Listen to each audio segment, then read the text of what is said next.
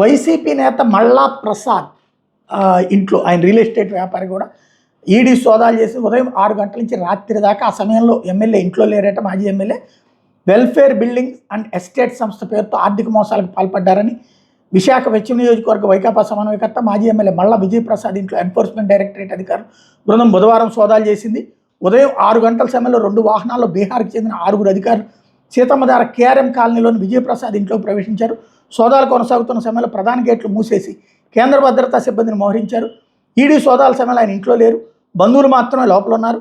అధికారులు ఇంట్లో కొన్ని రికార్డులను స్వాధీనం చేసుకుని పరిశీలించారు.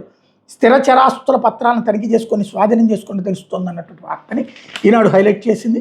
ఓ పక్కన తెలుగుదేశం శ్రేణులు ఫీల్ అవుతున్నది వైసీపీ వాళ్ళని వేధించట్లేదు మోడీ అన్నటువంటిది. ఇప్పుడు మరి ఇది ఈడీ అంటే మోడీ అంటున్నారు కదా, మరి ఇప్పుడు వైసీపీ ఎమ్మెల్యే మాజీ ఎమ్మెల్యే ఇంట్లో ఈడీ సోదాలు అన్నటువంటి దాన్ని ఇప్పుడు వాళ్ళకి సంబంధించినటువంటి వాళ్ళని వెంటాడుతున్నారని అనుకుంటారా లేదా?